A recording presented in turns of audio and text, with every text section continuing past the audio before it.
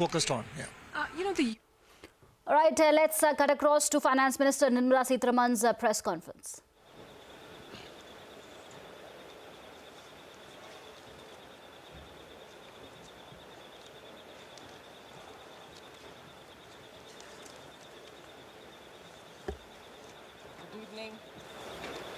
Good evening.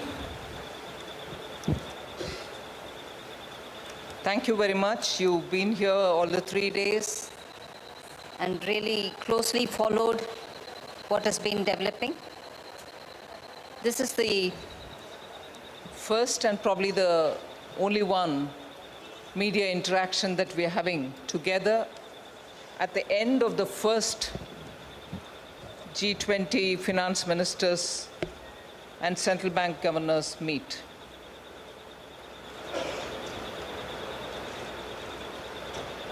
The objective of this FMCBG meeting is to seek guidance from the finance ministers and central bank governors on the areas of work areas of work that will be undertaken under the G20 finance track. It was a 3-day meeting in which 500 foreign delegates, including finance ministers and central bank governors from G20 countries, guest countries, and heads of various international organizations participated. There were only 4 countries whose finance ministers or central bank governors could not attend in person. They are China, Mexico, Russia, and Turkey. With that said, I would like to add that the virtual participation of some of these ministers and central bank governors also happened. So it wasn't as if they were not at all there. They were physically not here, they did participate virtually. India has always tried to make efforts to be a voice of the South, global South. And you know the Honorable Prime Minister, much before our presidency commenced, a month after that, in January, held a consultation with all the global South countries in a virtual mode. And therefore, we have taken it upon ourselves, like always before, to voice the concern, the key concerns of developing countries. We did that even in this meeting. We have certainly given priority for India's neighborhood, but not stopping at that, we have also invited to give a voice to the global South. We have invited and brought to the table of the G20 participation of some countries who we've invited in the G20 India Presidency's first FMCBG meeting. I'll just name those countries. From our immediate neighborhood, it was Nepal and Bangladesh. From Africa, Senegal, Morocco, Egypt, and Nigeria. From the Middle East, Oman. And from the ocean, Indian Ocean countries, Mauritius. So these countries have been invited to be, as a guest country, to be participating. And the economy. That was the gist of his video message. And of course, guided by the theme which is given for the G20 India Presidency, Vasudhaiva Kutumbakam, One Earth, One Family, One Future. The discussions were looking at holistic solutions for most of the pressing global issues. Broadly, 3 thematic sessions were held. They were chaired jointly by myself and also by the Governor of the Central Bank of India, which is the Reserve Bank of India.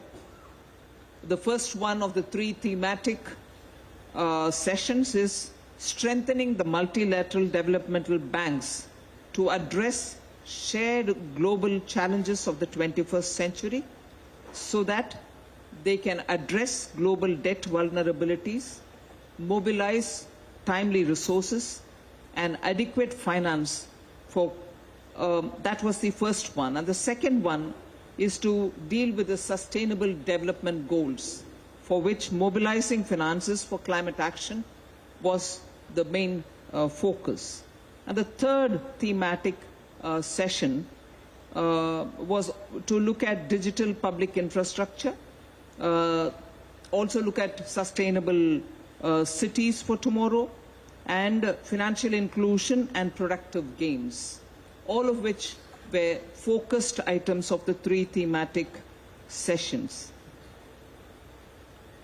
Ministers and governors reiterated the need for a well-calibrated monetary, fiscal, financial, and structural policies in order to promote macroeconomic and financial stability and also to maintain growth momentum. On the margins, we had a high-level symposium on digital public infrastructure on the 23rd itself. And that particular high-level symposium was to look at various issues governing the digital public infrastructure. The particular matter of interest which I'd like to put before you is the G20 Troika members.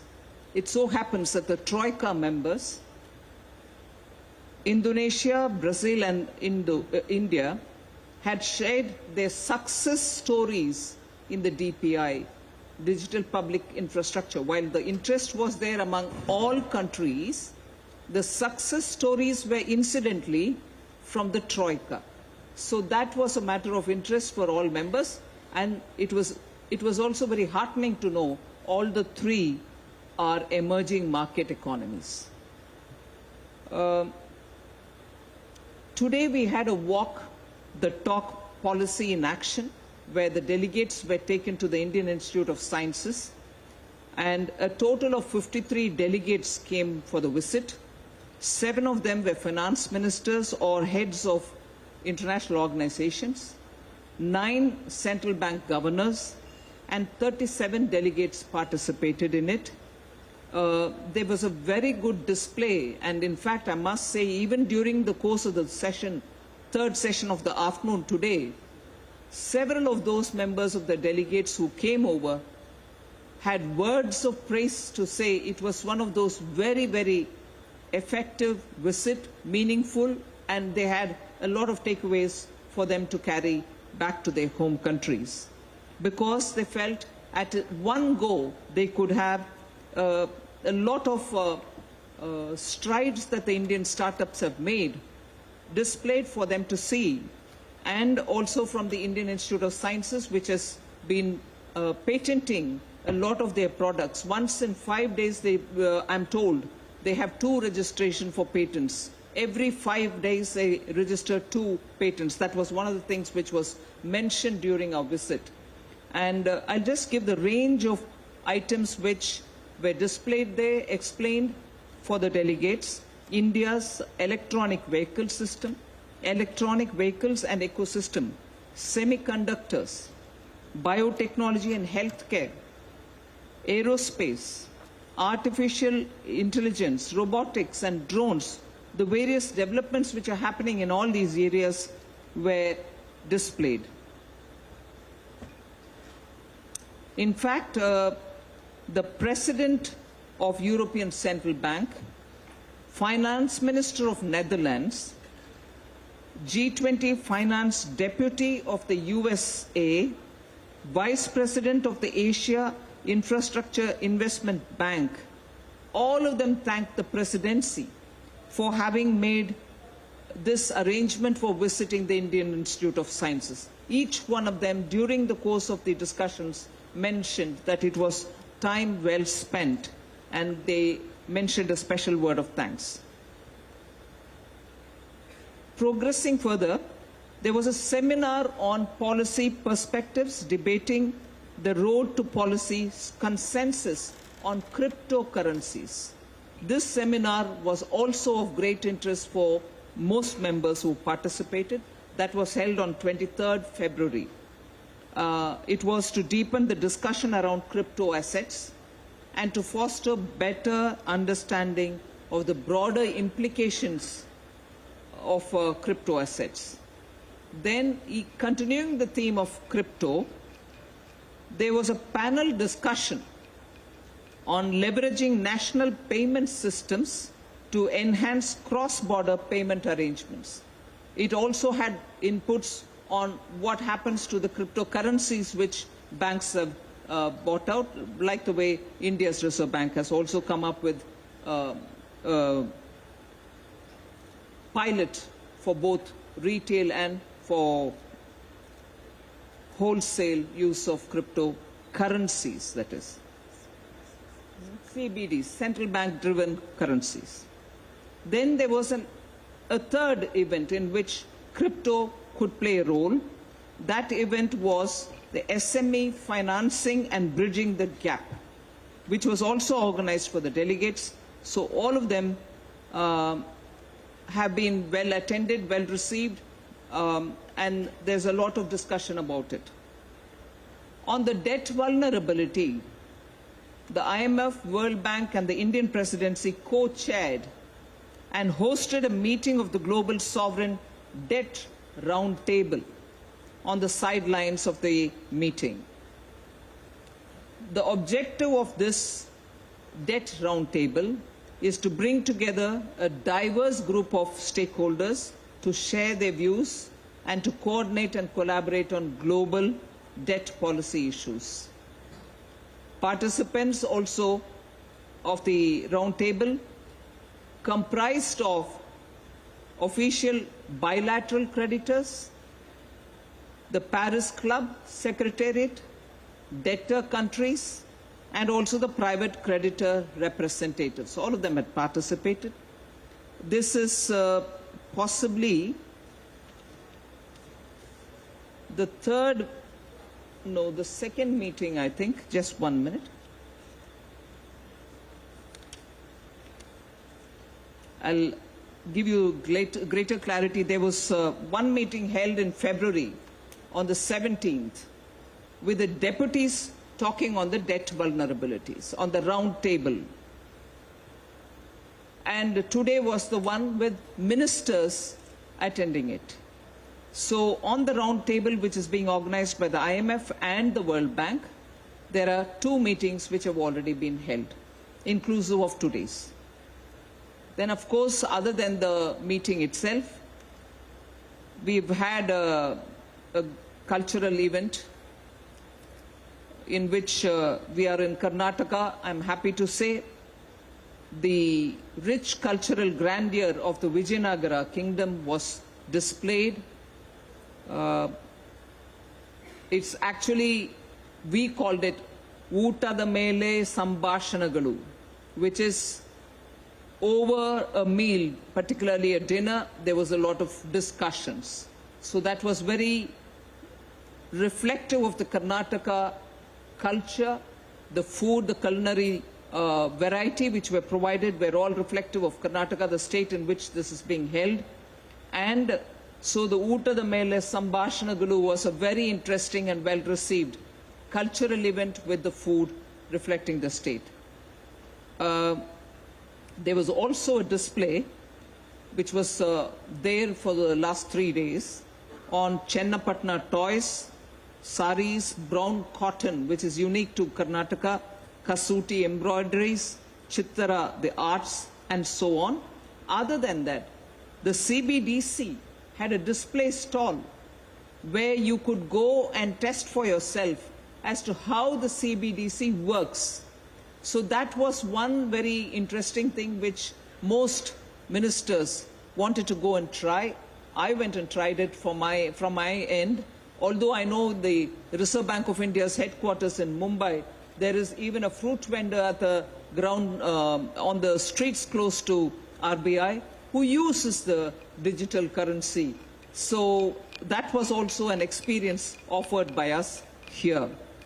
There were several fintechs and the Aadhaar-based stalls also, which could really be showcased. Tomorrow, there is a little trip-long excursion which is being offered, taking any member of the delegation wanting to go to Nandi Hills, which is close by, Shravanabelgola, which is one of the world's very unique sites where the tallest statue of Mahavira, the Jain founder of the Jainism, is also there, and Bengaluru, Halabeedu. So all this, if I can call it as a brief summary of what has happened. I'm not getting into at this stage, maybe I'll explain it a bit later about my personal engagement, bilateral and other things that I had attended to. But overall, when today the chair's summary and outcome document was taken up, I did mention it when I was introducing the chair's summary. I would like to say that as my concluding opening statement before you have any questions to ask. I am very grateful that India's presidency has received strong support on all our key priorities, has received strong support on all our key priorities, and therefore I'm very thankful to all the ministers and the central bank governors who participated today. India particularly got support for our proposal to bring in an expert panel who will go into looking and providing a narrative. They'll develop a narrative for an updated vision of the MDBs, and that can make the MDBs capable of addressing transboundary challenges and also for better development financing mandates that can be fulfilled. So that expert group was a proposal which was given by India. It has received, it has received support from all member countries. And just for information's sake, the expert group has been mandated to submit their report in 3 months' time, so that in the July meet, we will be able to take up the discussions and any follow-up action that may be required. And on that particular expert group, I'm indeed grateful to the US Secretary, Janet Yellen, who had really come forward, putting her support up front. Then the key successes of the negotiation, the team had done a really rigorous work, and I was glad to hear a lot of finance ministers praise the work of the Indian negotiating team. Each one of them came to me to say, you have a fantastic team which has gone through the negotiation process, and the team leaders, Ajay Seth, Secretary, Economic Affairs, is here. He led the team, and really they had gone through a consultation process without any kind of meeting difficult moments. Even if they were able to bring everybody on board. So that was one of the things. And on one of the successes for the negotiation, particularly for the chair's summary and the outcome document, was to have arrived at a common position on the debt language.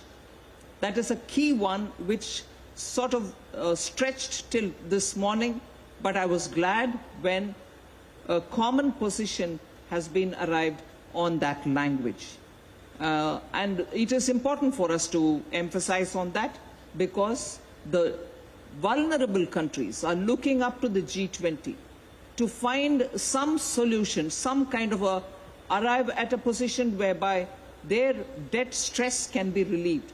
And many of them have been waiting for a very long time. So if we could arrive after so much of negotiation at a common position for a language on dealing with debt, I think the G20 is now standing up to meet the challenges of debt stress which many countries are facing. And this is a development which I think really reflects at the responsiveness and also taking up the responsibility of giving solutions, which the G20 group has always shown, and they have not failed this moment, this time either.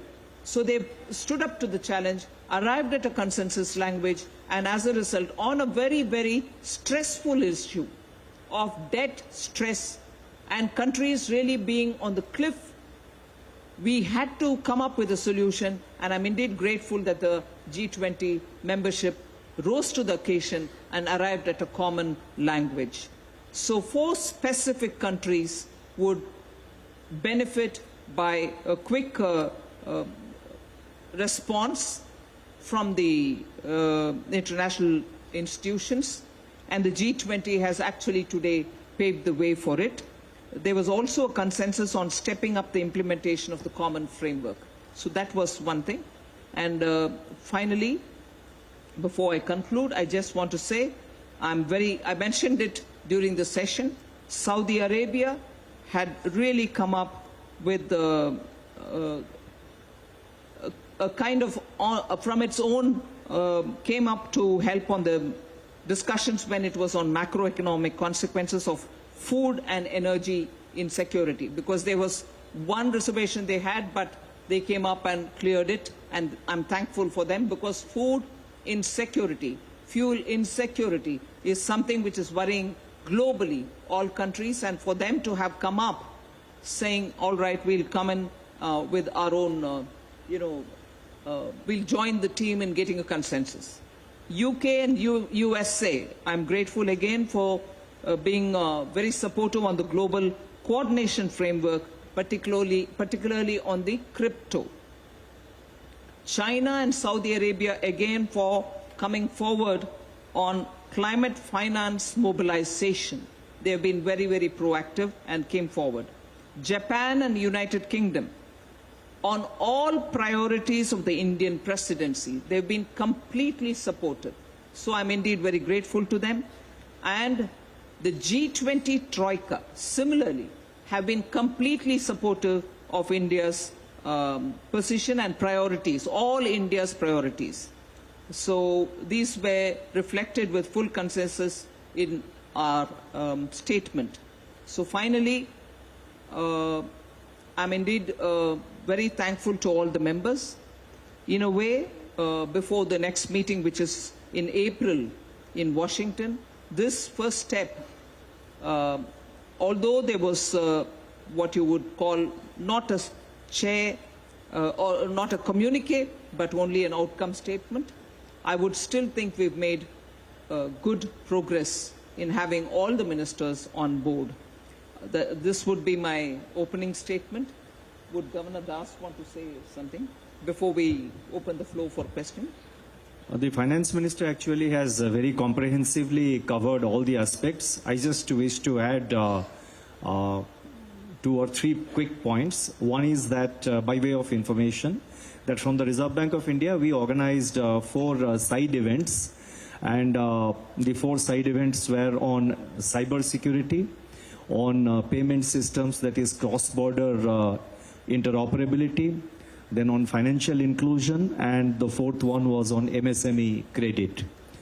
That's the first point I wanted to say. The second point is that by coincidence or whatever, the India-Singapore, the linkage between UPI and Pay Now really came at, at the right, most appropriate time, and that attracted a lot of attention. In fact, during the deliberations, quite a few finance ministers and central government, central bank governors did mention about it as a success story and which can guide the future of interoperable payment systems between countries and for cross-border transfer of money. And the third aspect I wanted to point out was that the gallery of various stalls which we had put out, that included the showcasing of the UPI by the NPCI, the CBDC stall which we had put up, and it was being run by the commercial banks, both public and private sector banks, and that attracted a lot of attention, as the Finance Minister has pointed out.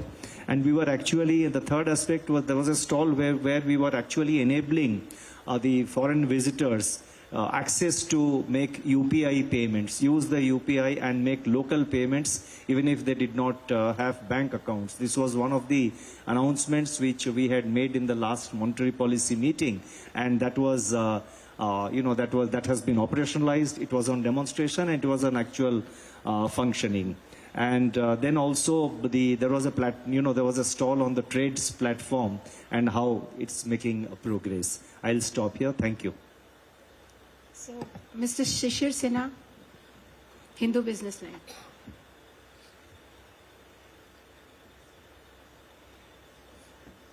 Good evening, ma'am. Good evening, sirs.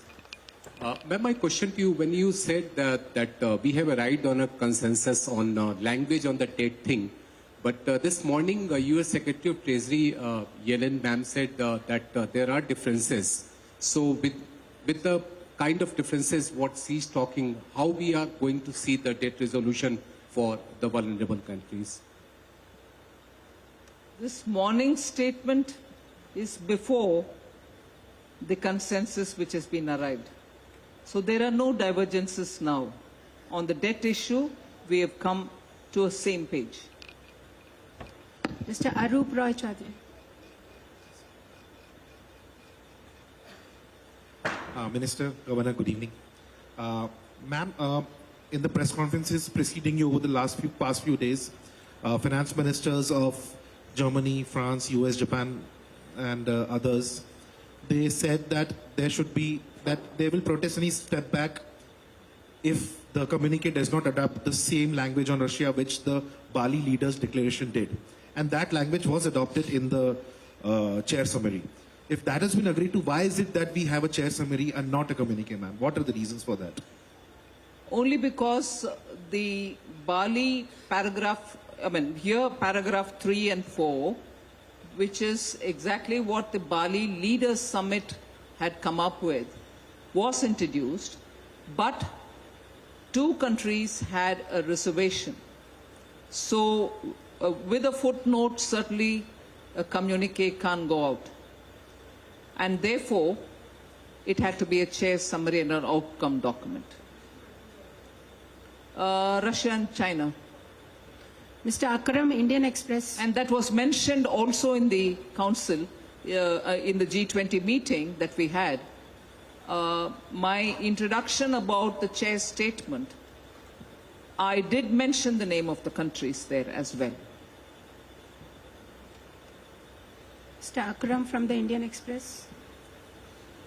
So, were there any discussions on this Hindenburg report that... Sorry? Were there any discussions on the Hindenburg report? Like, did any leaders from No. other nations talk to you about this issue? No. Yeah. Mr. Takashi Ishihara from the Asahi Shimbun. Hello, can you hear me? My name is Takashi from the Asahi Shimbun Japanese newspaper. I just would like to clarify. So you mentioned that China and Russia oppose the paragraphs 3 and 4 to make the consensus among the G20 countries. So if Russia and China agree on that paragraph, can I understand the communique can be approved? And then number 2, which specific point on paragraph 3 and 4 Russia and China oppose to make the consensus for this time? Thank you. They didn't want those two paragraphs to be in the communique because it was all agreed by all countries except for these two. And what did they not agree? They didn't agree to those two paragraphs because the leaders had prepared that in the Bali summit, and it was fine for a circumstance, for the circumstances which prevailed then. And therefore now they didn't want it. Mr. Ajay Mishra from Doordarshan.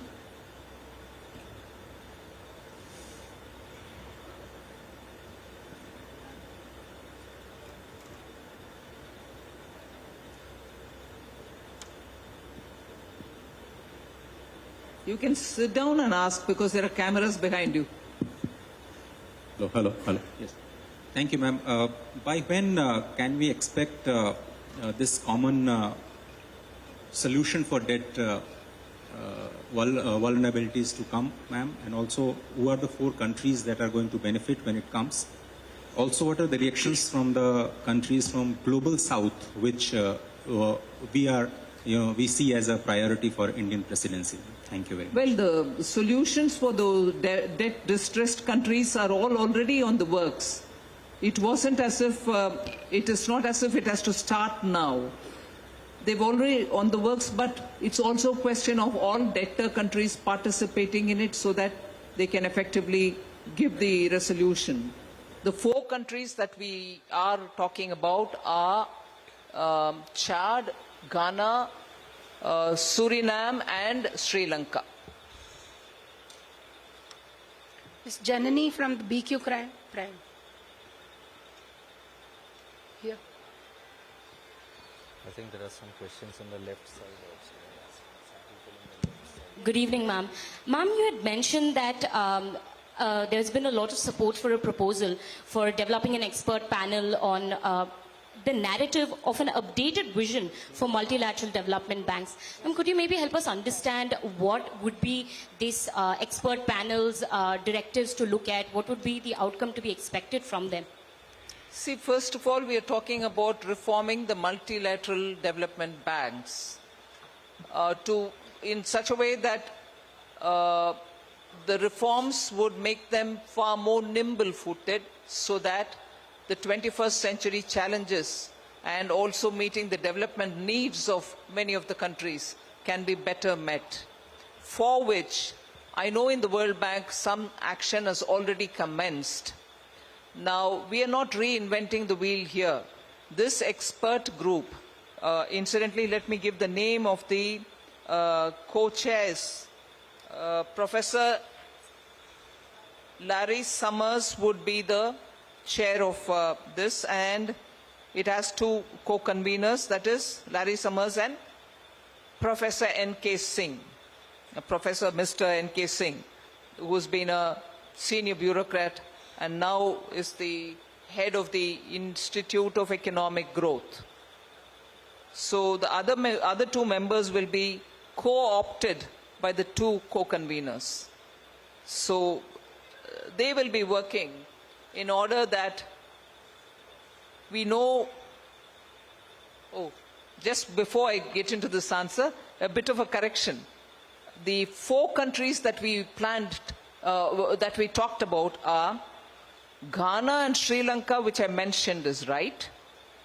Because Chad probably has already had a resolution given, it's not Chad, it's Zambia and Ethiopia.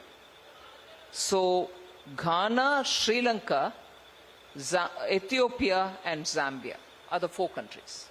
Yeah, so the terms of reference and everything would be more to see how the multilateral development institutions can better leverage the monies that they have for raising more funds and also be more nimble-footed in dealing with the development needs of countries and what management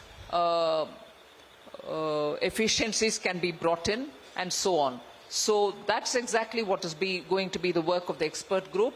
They'll submit the report, as I said, in a matter of 3 months, and the G20 FMC, I always get difficulty in saying, central bank governors, finance ministers and central bank governors meet, will the next time round look, that is in July, look into the reports and take action forward. Ms. Deepshika, Economic Times.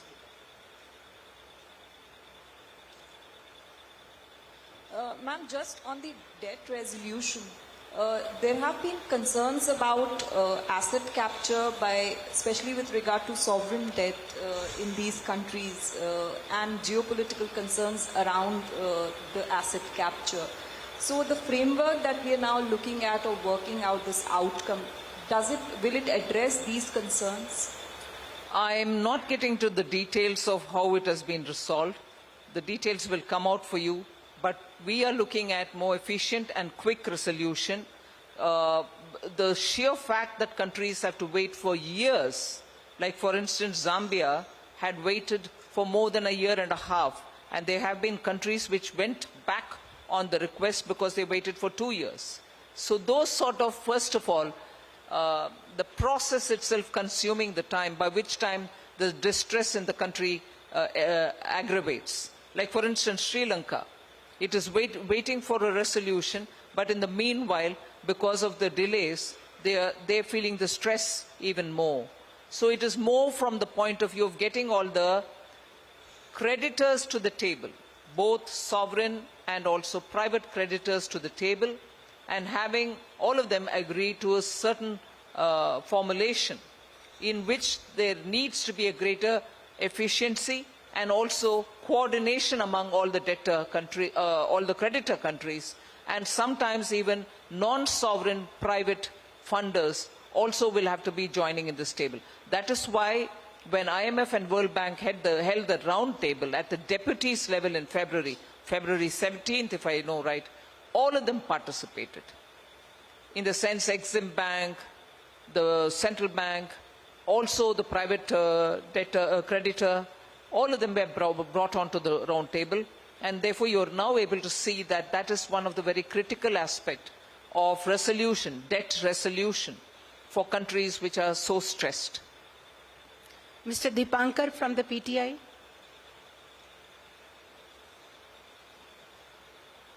Good evening, ma'am.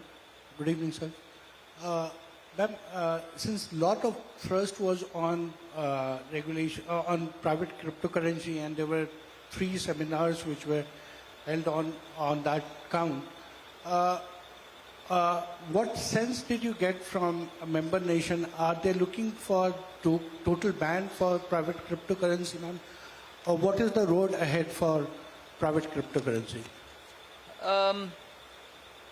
I'll actually ask the governor to speak about it, but I'm glad to say one thing. There's almost a clear understanding that anything out of the central bank is not currency. And this is a position that India has been taking for a very long time, and we are glad that such a position of India is now getting also acknowledgement from so many different members. I wouldn't want to take more of your time reading the quotes which had been coming out today in the meetings. I'm just referring to several speakers, not just in today's meeting, but also outside, who have been speaking about the risks of crypto assets outside. And there is a clarity that unless it is sovereign backed, it cannot be a currency. And as it is, that they have to be regulated. And many of them did come to me to say that the technology which governs all this, the distributed ledger technology, and in some nations the coins, the units, the Bitcoin and stable coin and so on, people recognize that the technology behind all this is very useful for fintech, and even that position is now being reiterated by many other countries. But Governor Das. 2 points. First thing is that there was greater interest in central bank digital currency, and pilot projects are already in operation in quite a few countries. The second point is that there is now wide recognition and acceptance of the fact that cryptocurrencies or crypto assets or crypto products, or by whatever name you call it, they involve several major risks to financial stability, to monetary systems, to cybersecurity issues, and to overall financial stability. As I mentioned, that they involve several risks and they need to be looked at. And going forward, the effort is to develop an international framework, an international architecture to deal with this problem of, these crypto assets or products or whatever you call it. The IMF and the Financial Stability Board both are working on it. The IMF is working on a paper. The FSB has been dealing with this issue. FSB focuses more on regulatory aspects. So there will be a synthesis paper between the FSB, Financial Stability Board, and the IMF on this whole issue of crypto that will come up in the later part of this year, and they will form the basis for the future discussions to develop an international architecture. Just a few more things on the crypto since there's so much interest. I have already said that in February, the IMF's discussion paper on macroeconomic implications of crypto assets has already been put on the table, so people are looking into it. February 23rd, there was this panel discussion on policy perspectives, debating the road to policy consensus on crypto assets. That was already held. Now, forthcoming events in the context of G20 and crypto, I'd like to mention it now. April 2023, when we'll meet during the spring meeting of the World Bank and the IMF, side events are proposed on crypto assets, even there in Washington. July 2023, FSB's paper on crypto asset regulation will be also put on the table so that when we meet in July, we'll be able to talk about it. So IMF's paper is already on board. FSB's paper is coming in July. And the synthesis paper, which the governor referred to, will be during our presidency in September this year. The synthesis paper also will be submitted, and which will lead towards a creation of a global policy approach on this matter. So step by step on crypto, there's enough work going on. As I said, 2 of them have already happened, meetings where this was discussed. 3 are awaited. I mentioned the 3. One is the April meeting 2023 as a side event, July FSB's paper, and September the IMF FSB's synthesis paper, all which will lead to some kind of a policy approach in dealing with the cryptos. Ms. Nivrita Ganguly, AFP. And just to add, Canadian Central Bank Governor cautioned that crypto assets should not be given the regulatory seal of approval. He used these words. I just want to draw your attention to that. Without a well thought out approach and a framework for implementation. These are, I'm paraphrasing his words, that was Canadian Central Bank. The World Bank stated that the views of all the developing countries should also be included in any policy framework. That was from the World Bank. The ECB, European Central Bank, thanked India for putting crypto assets on the priority map and stated that the global framework and understanding of macro implication, financial factors, is very, very fundamental. So the EU Commission also stressed that an internationally coordinated approach is the key. So I'm glad that all that we have been discussing in India over the last 1.5 to 2 years, in the process of addressing you all several times, broadly has an acceptance in the G20 membership as well. Good evening, ma'am. Can I just add one sentence? I said that there is now wide acceptance about the risks involved. And as the finance minister pointed out, about more than a year ago, or let's say 2 years ago, in the international community among countries, there was still a feeling that there could be some advantages and it's a new product, it's a new innovation. But now I think there is a wide recognition of the risks involved. It is accepted that there are major risks, there are concerns being expressed, and various options of dealing with this problem have also been pointed out, as the finance minister quoted a few governors, and there have been other governors and ministers. So there have been other, in private bilateral discussions also, several other opinions are coming. So this is something which is work in progress, and basically I think there was agreement that this issue has to be dealt with in the overall interest of maintaining financial stability, and we should not create major risks whose management later on becomes, insurmountable. Good evening, ma'am. Nivrita here from AFP. I just wanted to understand what exactly was the breakthrough in the language on the debt recast topic. Who or what institution was opposing it? If you could give us some details on that. And also, similarly on the language of the paragraphs that Russia and China did not agree to, is it correct to say that China wanted the word war removed?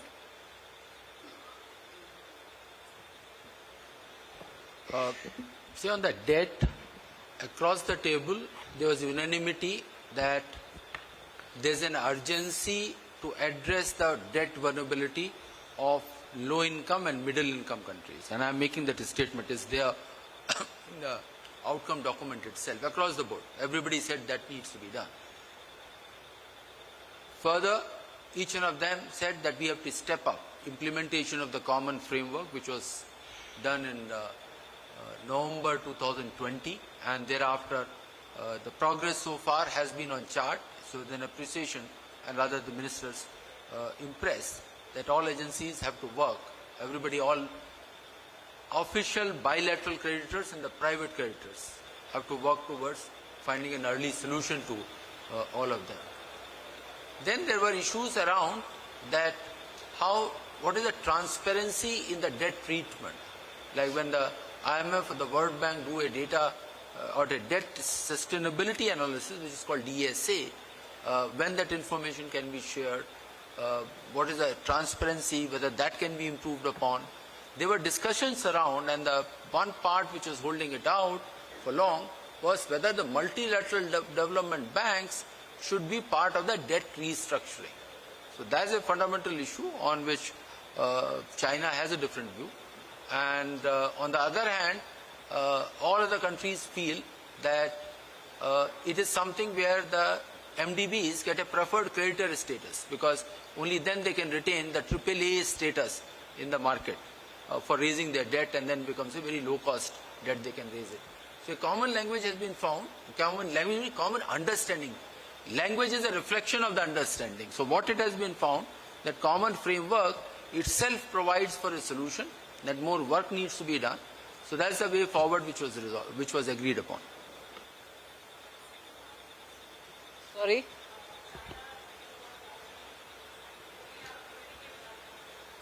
So I mentioned it, that China's position, China was insisting upon that for some of the countries, or for several countries, debt given by multiple... She's asking about war. Did China want the word war removed? Okay. No, see, both these countries, the language adopted, or not language taken from the Bali declaration, G20 Bali declaration, language has been taken from there. The only change is that the para there in the Bali declaration said this year we have witnessed a war. Obviously the year has gone by. So what the minister's communique or outcome statement is talking about, since February 2022 we have witnessed a war. So that's the only difference in point. Both China and I will start with Russia. Both Russia and China took a position that finance minister and central bank governors, their mandate is to deal with economic and financial issues. They should not get into the global geopolitical issues. So they did not comment on the language part. They said it is not their domain, so they will not comment on the language part. So there is absolutely no change vis-a-vis what the leaders had agreed in the Bali declaration. So answer your question, there was no request or demand to remove the word war. They just removed the paragraph itself, because this is not the right place for having those paragraphs. On the other hand, all other 18 countries felt that the war has got implications on the global economy. So this is the right place to have those paragraphs.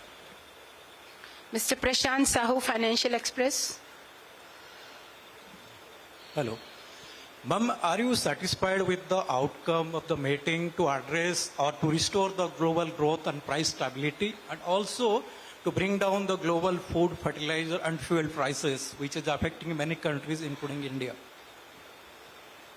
Well, at least the understanding among countries is now that the food insecurity and also the fuel insecurity is going to affect all of us. It's already affecting. And that is where I did mention about a little bit of hesitation which was in the Saudi Arabian mind has also been addressed, in the sense all of us do recognize that this insecurity is going to worry a lot of nations, and we've come on board. Mr. Shailesh Yadav, ANI.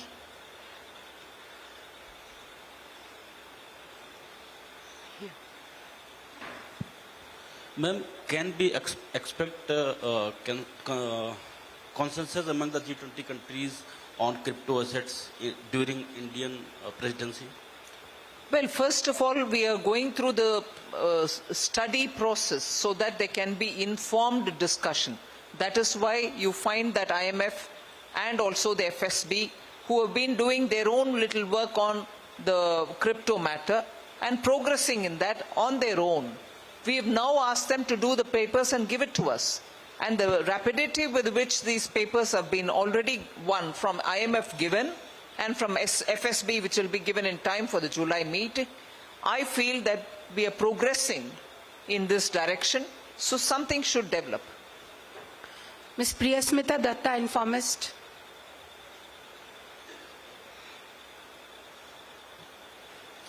Good evening to everybody on the panel. This is Priyasmita. I wanted to know that what was the take of G20 nations on India's rupee-ruble trade settlement with Russia, especially with regards to oil, at a time when the G7 nations are so vocal about further sanctions and also taking actions against countries which will violate those sanctions. Thank you. No discussion in the G20 on that.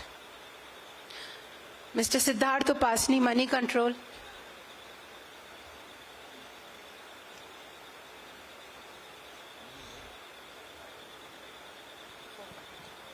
Good evening. Governor, you said that there was recognition of the risks from crypto assets, and now the IMF and the FSB will be developing a synthesis paper. But was you have been vocal against cryptos, and that you've said that they should be banned. Was there any other? Did anyone else from the G20 nations share that view that they should be completely prohibited, and regulation perhaps is not the only way forward? I think a few statements made by, governors and ministers were quoted by the finance minister. So if you just recall them, I think basically they are implying that. And there are multiple views, multiple options are under consideration. But it's too early to speak on what will be the eventual architecture. But yes, to address your questions, there were views that it should be regulated with a view to control its, to check and control its proliferation, to control its risks. There were opinions expressed saying that the option of a ban or prohibition should also be considered. So multiple views were expressed, but this is a work in progress. So let us wait for the discussions to go forward, and we will see how it shapes up. In any case, ultimately, every country is a sovereign country. The countries will take their decisions. But once something is agreed in the G20, naturally it would be expected that countries would, by and large, follow that, whatever is the agreed position. Ms. Ruchi Bhatia, Bloomberg. Good evening, ma'am. I want to first begin by asking you on the fact that India was one of the first countries to provide assurances for debt relief for Sri Lanka. Just wanted to understand how soon can we expect assurances to come in from China as well. There was some sort of consensus that we were able to come to as far as the debt talks are concerned. Does that mean that we will see a resolution for Sri Lanka very soon? And my second question, China being one of the biggest bilateral creditors to developing countries, there was also several nations asking China to disclose their debts that they own, that they have for various countries, and be transparent about it. Was there any resolution to that matter? On Sri Lanka, we can only hope that it can get sorted out at the earliest. And on the second issue, nothing was discussed specifically. Mr. DG Vijay from DNS. Good evening. I wish to congratulate you on behalf of Bengalurians for making this event a grand success. Thank you. Thank you. And my question is related to India's trade with Russia has shot up post the Russia-Ukraine war. According to Reuters, imports of the top 5 principal commodities have increased since the war, as India imported these commodities at discounts. India also benefits from the fact that its refineries are best suited to process Russian oil. Does the ongoing war pose any problem in near future when the war scale is enlarged?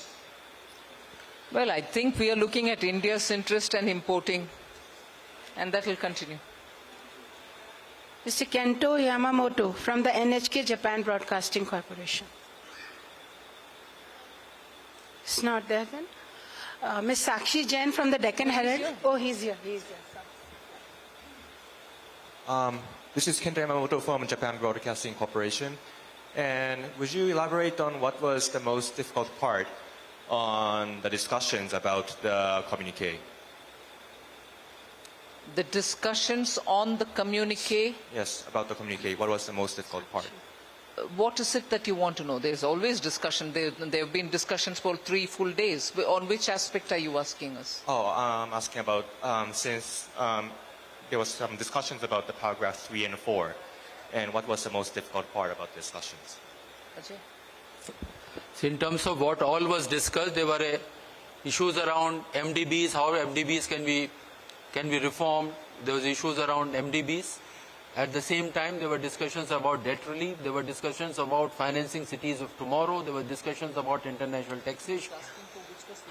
Again, so difficult one was on the debt resolution and on, I'll say debt resolution. And the discussions around para 3 and 4 was a position taken by 2 countries. So in terms of discussion, there was not much discussion around that, but the most challenging one was number 1 on the debt, second was on the climate issues, on the climate financing issues. Ms. Leila Nathu from the BBC. Now, last 2 questions, please.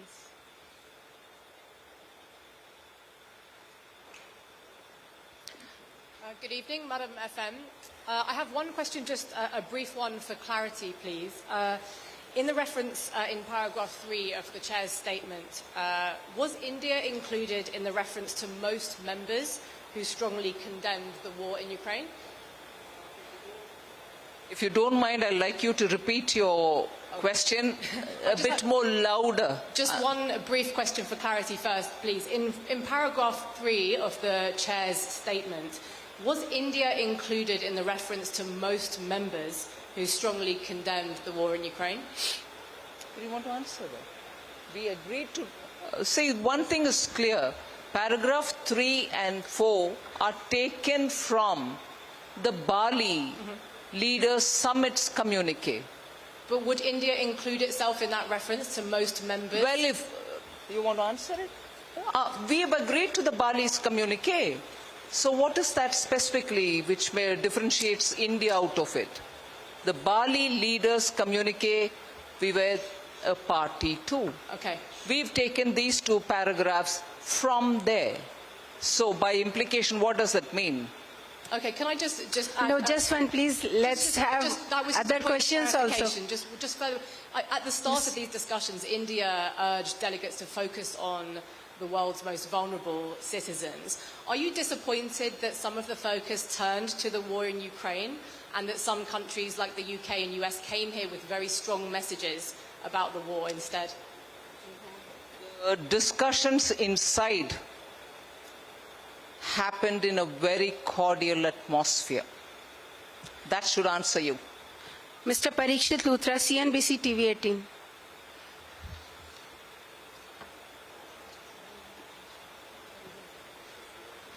Yeah. Ma'am, considering that the war is still on and many of the leaders have expressed that this year there is a lot of uncertainty about inflation, about global growth, did you also urge finance ministers to have greater coordination between governments, between central banks, greater communication clarity to avoid sudden moves in the global economy? There was nothing specifically, but remotely, many of us would have said something to say that there should be global coordination, but nothing more specific than that. Will Yeah, Shivangi from the Reuters, if you have a quick question, last question. Yeah, hi. My question is indeed quick. Can I go ahead? Shivangi from the Reuters. Ask your question. Last question, please. Yeah, quick question.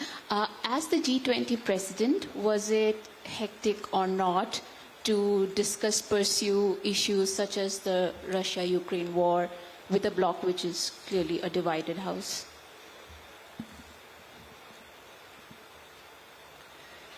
Again, please repeat the question. As the president of the G20, was it hectic or not to pursue conversations such as the Russia-Ukraine war with a bloc that was clearly divided? Hectic? It's been hectic for almost now 2 months in preparation for this. So hectic because of that. Thank you. Thank you. Thank you, ma'am.